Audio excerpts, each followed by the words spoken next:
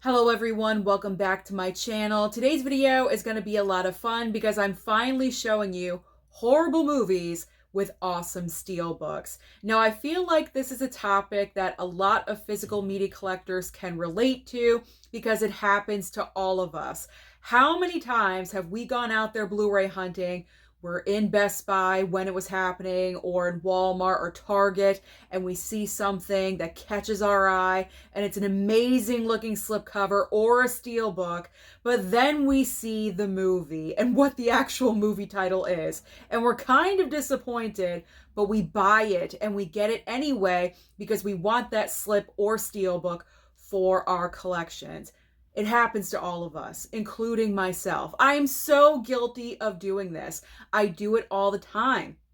But as I always say, the sickness is real. The sickness is so real, and sometimes our obsession with packaging just gets a little bit out of control, and we buy steelbooks or slipcovers even though the movie is awful. So that is what I'm showing you today, and I do want to share the credit for this video idea with Allie. Allie girl, thank you so much for giving me the idea for this, because her and I, she's a very loyal viewer of the channel, and her and I, ooh, there's thunder outside. Did you guys hear that? Oh my God, it's gonna downpour any second. Do you hear that? I'm scared. Anyway, Allie and I were commenting back and forth underneath a prior video. I think it was about steelbooks of some kind of steelbook video that we were going back and forth commenting on.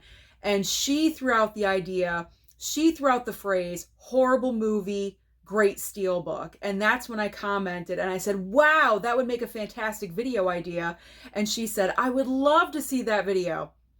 Allie, this is for you. You gave me the idea and I am rolling with it. So pretty much 85% of the credit goes to Allie for this video today. So I'm showing you what I pulled from my steelbook collection, what I consider to be awful movies, but great looking steelbooks, and it had to meet that criteria. The movies have to be awful with amazing looking steelbooks, and that was pretty difficult because some steelbooks that I do have in my collection are horrible movies, but the steelbook is not to the level of awesomeness. So I do have a couple in my collection that I almost put in here, but they did not make the cut because of the lack of awesomeness of the steelbook. But don't worry, I still have plenty to show you.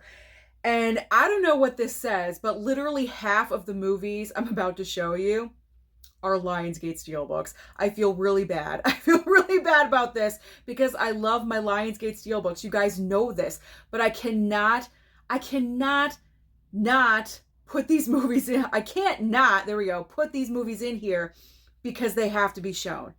They're god awful. Okay. I love you, Lionsgate. I still love you, Lionsgate.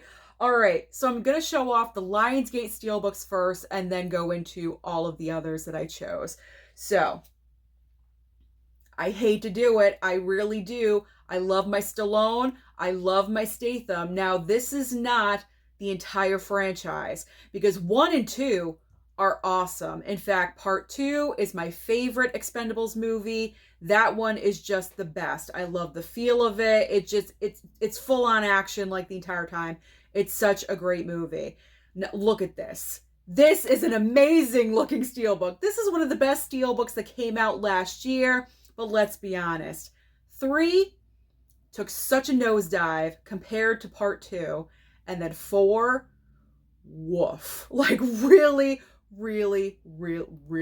bad. Really bad. Because Stallone was barely in the movie. You take him out of it. He's like the heart of the Expendables, and you take him out of it. So you have Jason Statham stepping up into the lead part, which I have no problem with at all whatsoever, but all of the other Expendables, not so great. And you're trying to pass off Megan Fox as one? Come on. We could have done a little bit better here. The Expendables are aging out. It's time to end this. And I think the box office performance with part 4 pretty much solidified the end of this franchise. So what an awesome looking steelbook, but horrible movie. So Expendables 3 and 4. Definitely 4. I'm just throwing in 3 because it ain't so great. All right, I just spoke about how awful this movie was, so I'm not going to go into a full-on detail again. But Punisher Warzone, oh my God, this movie is god awful. The first movie I enjoyed. I liked Thomas Jane as the Punisher. I thought it was a solid movie. It didn't like blow my mind or anything, but I thought it was good. Good, solid movie. And then we have this. And then I had people commenting, letting me know that this was like a remake. Why are we doing a remake when the other movie just came out not too long before it? I believe. Like, it's confusing. It's just confusing. Maybe Thomas Jane didn't want to come back for a sequel, so they revamped it with a different guy. I'm not really sure. I don't know why they made that decision, but I didn't like it. The acting in this movie is so bad. It is I was so bored. And this is a short movie. It's not that long. It's 103 minutes, so a little bit over 90 minutes. Like, there's no reason why I should be bored to tears watching. I think I grabbed my phone in the middle of this. Like, I mean, it was just bad, really bad, but awesome looking. Really awesome looking. I mean, you take the slipcover off. Look at that. That's an amazing looking. See, that's why they're trying to hide the badness of the movie with the amazingness of the packaging. I mean, look at this. Look at that. That's so awesome. Oh my God. I can't even with this. I'm not sure I'll ever watch this movie again. Unless I want to, no pun intended, but pun intended, punish myself. I can't. Like, unless I'm doing another Marvel, movie watching theme month or something, I'm not touching that one again with a 10-foot pole. I'm done. All right, let's move on next to this Cutthroat Island. Oh my gosh, like, this is so embarrassing that Gina Davis was attached to this film. I mean, was this the start of like the horrible summer blockbuster movies or something? Like, this was just so cheesy, corny, bad. Like, I think Rennie Harlin did this. I believe so. Yeah. Rennie Harlin is such a hit or a miss when it comes to directing. He did Cliffhanger. Cliffhanger is such a great Stallone movie. It's one of my favorites. That is a fantastic film. And then we have this. We have this garbage. Like, what's Rennie Harlin? Get it together. Are you good or are you bad? Right now he's bad because he's back to being horrible with the Strangers, brand new trilogy there. I don't know what's going on. I don't know. He's capable. He's more than capable of doing great work, but for some reason he just doesn't want to. So yeah, bad movie, but look at this steel. I mean, this is like absolute, look at that. Look at that. That's so awesome. Look how awesome that is. Bad. Really, really bad. All right. Now we got this. Silent Night. Again, amazing looking. Let's show off the Steelbook first. That's awesome. Look at this. So cool. Joel Kinnaman. I almost said Joel Edgerton. Joel Kinnaman. There we go. You know him from Suicide Squad movies. This piece of garbage, Look at the back. Look at this. Amazing. I love the colors, but this film is one of the most boring movies I've ever seen in my entire life. And the reason why is because they took the title of Silent Night literally. There is no dialogue in this movie. There's maybe 10 lines of dialogue? This movie is completely silent. Silent. What?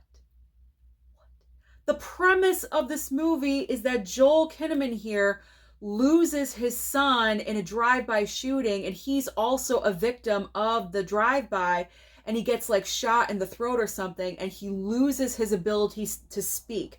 Okay, I get why he's silent. Why is the rest of the movie silent? Everyone around him that are supporting characters, now they're very limited. There aren't a lot of them, but whoever is around him doesn't say anything. Barely he has a wife that he doesn't even talk to. Like what? She doesn't have any conversation with her husband? It doesn't make any sense at all. That's the throwing. That's the throwing. Like, I'm miming throwing right now. This is so bad. And I have 2 copies of this because Lionsgate sent this one to me. And then they also sent me the regular Blu-ray. So I have not 1 but 2 copies of this movie. I don't need 2. I don't need 2. All right. Next up. Wait. Oh, I picked the wrong one. Oh, gosh darn it. Okay, I picked the wrong one. I meant to pick the sequel, because this is The Hitman's Bodyguard. I didn't mind this one. It was the other one, the sequel. The Hitman's Wife, Bodyguard's Wife, whatever, like the long-ass title that doesn't make any sense, with Salma Hayek. Oh, I picked the wrong one. And this is in the thumbnail. That's embarrassing. But you know what? Whatever. We're just rolling with it. I actually didn't mind this one. Awesome looking steelbook, as you guys can see. But the sequel is so bad. Like, I was barely getting through it. I liked the combination of Ryan Reynolds and Samuel L. Jackson. They're not like my all-time favorite duo or anything, but I thought they brought something, you know, a little bit interesting to the table. But then you bring on Salma Hayek. Now, Salma Hayek is in this movie, but obviously in the second film, she takes a more prominent, dominant role. She's in the title, you know, so she's got to be there. And it didn't work for me. It's like she was the third wheel, the hanger-oner, like she was always there. Oh, I didn't like it. I didn't like it at all. But again, amazing looking steel. God, that makes me mad that I picked the wrong one. Even I make mistakes, believe it or not. But if you guys own the steelbook, you know what it looks like, okay? It's awesome looking. All right, up next. Woof. Moonfall. Oh my gosh. So let's show this one off really quickly. Amazing colors. You got that blue and silver of the moon. And then we got the back here. Oh man. They are doing a great job disguising how horrible this film is. Now, this was supposed to be a great new disaster film from Roland Emmerich. Yeah, I can never remember names. I do before I start filming, but for some reason while I'm filming, my train of thought just like completely goes out the window. So this was supposed to be a great disaster film from Roland Emmerich. I mean, you have Halle Berry in here, and what's his name? Patrick Wilson. I always confuse him with Josh Lucas for some reason. I'm not really sure why. I don't know. So Patrick Wilson, Halle Berry. I mean, those are decent actors. What could go wrong? Well, this entire movie just underwhelmed. It's not like the worst thing I've ever seen, but it's not that far from being the worst. So Moonfall had to make the cut of this video. All right. I have 2 from Mr. Rob Zombie. You know how I feel about Rob Zombie. There's pretty much only one film that I didn't mind from Rob Zombie, and that was House of a Thousand Corpses. And I do have that Blu-ray steelbook. But that did not show up here because I enjoy that movie. So for me, it's not horrible. But 31. 31 is pretty gosh darn bad.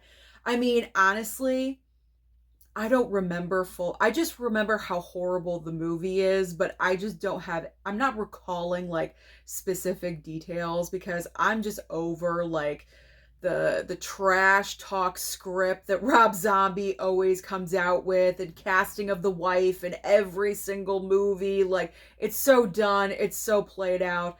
I mean, show me she can act in a different movie. Like, give her a different director, give her a decent script.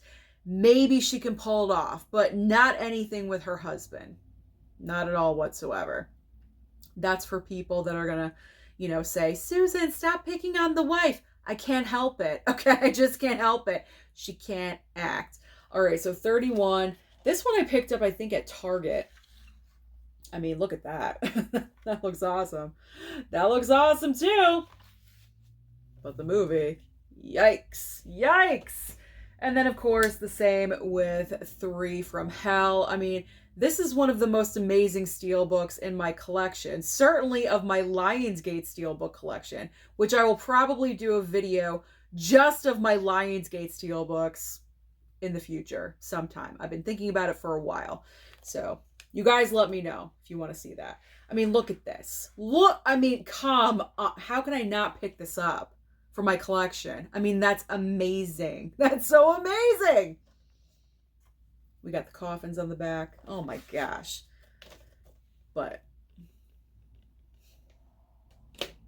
you know my thoughts and opinions about his movies. That's all I need to do is just show you them, and that's it. No commentary is necessary for either one of those. But I think it's pretty good that I only pulled those. I only pulled 2 Rob Zombie films, so we can move on. I could have pulled the 2 Halloween movies, but I didn't. All right. This is going to be a hot take. This is a hot take right here. I know it is because, and this is the original Wicker Man. This is not with my man Nicolas Cage, okay? This is the original Wicker Man. Gorgeous. One of the best steelbooks from last year. I believe it made my top 10. I mean, look at this. Gorgeous. Beautiful. Awesome. But the movie, and this was a first time watch when I saw this. I had never seen it previously, and I'm all excited because I know that this movie of the original Wicker Man has such a fan base. Like, some people consider this to be their most favorite horror film of all time, and I'm so happy for you if you think that way. I am not one of those people. After I watched it, I was like, what did I just watch? Like, what was this? Like, I was so like, I don't want to say let down, but I was kind of just underwhelmed, like, I get it that some people really love it, but I'm like, best horror film, like, what are they watching? I mean, but that's difference of opinion, and that's fine. I'm more of a slasher girl. Okay, you guys know this already. Scream, Halloween, Friday. Those are my top 3 horror franchises. And you guys can say, oh, Susan, that's so typical, blah, blah, blah, boring. That's fine. I'm boring. I'll accept boring. That's fine. Because this is too crazy for me. This is crazy and just like, I don't even know. I can't even find the words. I thought I did, but I don't. So Wicker Man, I'll give it a chance. I will rewatch it sometime in the future. Probably not this year. Probably not this October, but sometime in the future, I will watch it again. I'll give it a second viewing, but I wasn't overly impressed with this one, so I'm sorry. I don't want to offend anyone. I hope it's all in fun here on the channel, okay? It's all in fun. We're not offending anyone. All right, so that's it for the Lionsgate. That's a lot of Lionsgate, but that's it. All right, so those are all my horrible Lionsgate movies with awesome looking steelbooks. So now we are getting into a couple of other options. I'm starting off with DC. I pulled 2 movies, and need I say more? Need I say more? Wonder Woman 1984. There was such hype for this movie after the original Wonder Woman. That is my favorite DC film of the entire franchise. I love Wonder Woman. Gal Gadot just embraces this role. Patty Jenkins directing was so amazing. They made a fantastic team together. And I don't know where this movie went wrong, but it took a hard left, right, sideways, diagonal, whatever you want to call it. And it just did not work. Unfortunately, this movie really got hurt with COVID, because if you guys remember, this was the first movie that came out simultaneously on HBO Max at the time, and also movie theaters. And a lot of people chose to stay home. This was the start of it all, people. Pretty much everyone chose to stay home and stream 1984 instead of going to the theater. And they were right in doing so, because this movie was not worth risking your life potentially going to the movie theater to watch, because Patty Jenkins, I feel like with 84, really wanted primary dominant control over the movie. She got rid of a lot of people that worked on the first movie that made it so great because she wanted more control over the sequel, and that's what went wrong. Unfortunately, that is my opinion. You guys can think whatever you want. That's fine. Let me show the back. Just the Wonder Woman symbol. But that's my opinion of what went wrong with this movie. I feel like it was kind of too much. You have two villains. You had Pedro Pascal and then Kristen Wiig. And then you had the entire Chris Pine thing with him coming back from the dead and her sleeping with another guy with his spirit. I mean, it was kind of just, what? Like, what is going on? And it just did not work at the end of the day. And that cost us Wonder Woman 3. So we're not getting it. That phase is over. James Gunn is in. Patty Jenkins is out. So whatever. But we got a great looking Steelbook. We got a great looking Steelbook out of it. So that's all that matters, I guess. All right. Now, this may come as a surprise that I will be holding up this one, but I am not the biggest fan of this movie, and it's Birds of Prey. I love the Steelbook. You guys know I love Harley Quinn as a character. I love Margot Robbie playing Harley Quinn. She's so good. She is the best thing about this movie. She carries this movie. And I really think the big mistake that DC and also Margot Robbie made, because Margot Robbie is a producer on this film, they went ahead with Birds of Prey, and they should have gone in the direction of Gotham City Sirens. And I feel like if they went in the other direction, that movie would have done a little bit better. But this film, again, was like all over the place. And I've said it before, and I'll say it again. There were too many women working on this project. The director, a woman. Writer is a woman. The cast, primarily all female. Producers, female. I mean, there's men in there, don't get me wrong. But I feel like with this movie, it was female dominated. And I'm all about woman power, don't get me wrong. But you gotta have some male perspective in there too. And we did have, Ewan McGregor's character as the villain. And the other one, I don't remember his name. Yeah, okay. But it didn't work. It didn't work for me. I know a lot of other people have said the same exact thing. We can have differences of opinion. I can see the comments flowing right now as I'm speaking, typing, what are you talking about? Da, da, da. It's my opinion about this. It was too dominated by women. It needed more of a male perspective to balance things out. And that's it. At the end of the day, that's my hot take. That's my other hot take. All right. But it's gorgeous. It's such a great. The back is a little lacking. This is lacking, but I mean, the front is awesome looking. Awesome looking. All right. I'm not going into full on detail about this one because I've recently spoken about the layer of the white. I keep wanting to say white witch, and it's white worm. The layer of the white worm. There we go. I was just confused by this movie. I mean, this is like so D level of like filmmaking. This is like there's no budget at all. People are wearing their own clothes to make a movie, which there is nothing wrong with that, but you can just tell. It's just, this is so low budget, so awful. The story is awful. It actually doesn't make any sense because you have like this woman right here who clearly is a vampire who's loyal to a worm. That doesn't make any sense. It doesn't make it, it's weird. It's wacky. It's out there, but it looks incredible. So that's the reason why I had to pick it up. The colors are great.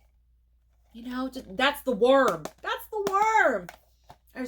I didn't get it. Like, I was kind of bored with it, and it's only like a 90-minute long movie, and I shouldn't be bored with 90-minute long movies. I had more entertainment with Horizon the other night. That's a 3-hour Western opus versus a 90-minute movie. That's pretty insane. Don't you think? That's pretty insane. All right.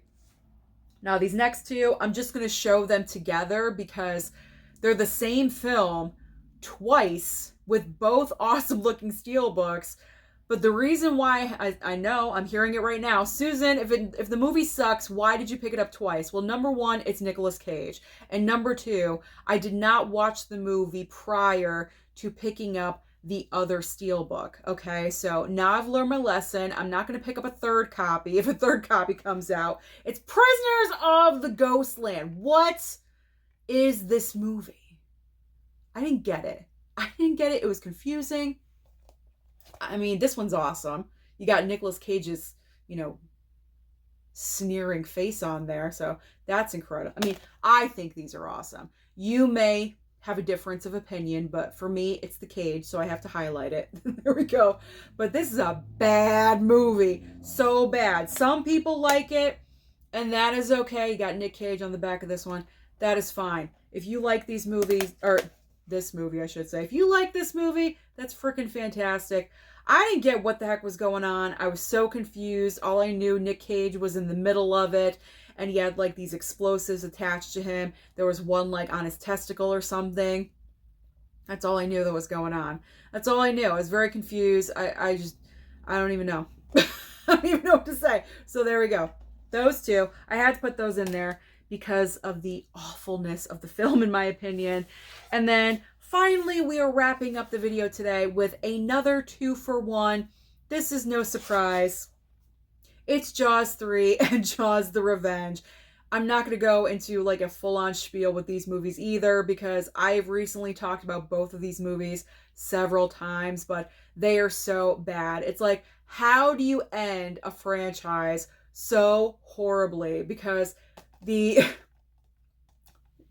not even the CGI. It's like the special effects in Jaws 3D is so horrible, especially, and it's because of the 3D effect that it's so bad. In particular, that one moment in the movie where they're in the like underwater restaurant, because if you guys aren't familiar, Jaws 3 is Jaws in SeaWorld. Okay, like Jaws in SeaWorld. So they are dining in an underwater restaurant, and all of a sudden they look up and Jaws is coming at them. And it's so ridiculous because the size of the window, you're expecting like a huge Jaws shark to be coming at the window, and it's not. It's like this dinky little thing in 3D. You're not scared of it. I'm laughing at it. I'm not scared of it at all. And also with Jaws 3, oh my gosh, I had it and I lost it. I had another thought and I lost it. Oh my gosh, I hate that. That's kind of embarrassing. Maybe I'll regain it when I'm talking about the other movie. So Jaws the Revenge, this is one of the most horribly ranked movies on Rotten Tomatoes. Now, I don't put Rotten Tomatoes in like the ultimate, you need to go by this score and they're right. They're wrong. They're wrong most of the time, but they're not wrong about this one. This movie is absolutely awful because the circumstances that happen in the film just don't make... The shark roars at the very end. Like the third act, the climax, when they're out in the ocean, they're on the boat, and they're trying to figure out a way to get to Jaws, and the shark roars like a lion. That doesn't make any sense. It's a shark. They don't make noise. Do sharks make noise? I don't think so. And it's roaring. I mean, my mom was like, well, it's roaring because they're kind of like shocking it with that light thing. And I'm like, yeah, but really? I don't know. I have complaints about this one. I have a lot of complaints. At the very end, also, someone pretty much gets torn apart by the shark and taken underneath into the sea. And then at the very end, he pops up and he's alive. Get out of here. Get out of here. If I was in the mouth of a great white shark, I would be dead in 2 freaking seconds. Because of drowning. Because of drowning. Jaws is going underneath the water at such a rapid pace with this guy. You really expect me to believe that he is alive? No. I just remembered it. I just remembered the idiocy of Jaws 3. If you did not know this, at a couple points in this movie, they have Jaws backing up. Excuse me? Sharks do not back up. They swim forward. They do not back up like a semi-truck getting out of a parking space. That is what they had Jaws doing in Jaws 3. That is stupid. That is idiotic. That does not happen. Show me a shark that backs up on Shark Week. You won't, because they don't do that. It's like, are we not fact checking? No. Oh, we'll just have it back up. It looks interesting. It's pretty much the only way for the shark to get out of the canal, the tunnel that it's in. So let's just back it up like it's on a remote. No, doesn't fly. So again, great looking Steelbooks. You got the teeth all the way around. They're consistent with the other, with Jaws 2. Great looking Steelbooks. I love the backs. There we go. But you know what? The movies are so bad. The movies are so bad. But you know what? They fall into the guilty pleasure category for me. That is why I will rewatch them in the future. But there's some movies that I know I will never, ever watch again. Like Prisoners of the Ghostland. So those are my horrible movies with awesome Steelbooks that I have in my collection. Comment down below and let me know your thoughts about the movies I shared. Do you agree? Do you disagree? Or comment and let me know your horrible movies with awesome Steelbooks. Don't forget to like and subscribe before you leave, and I'll see you next time.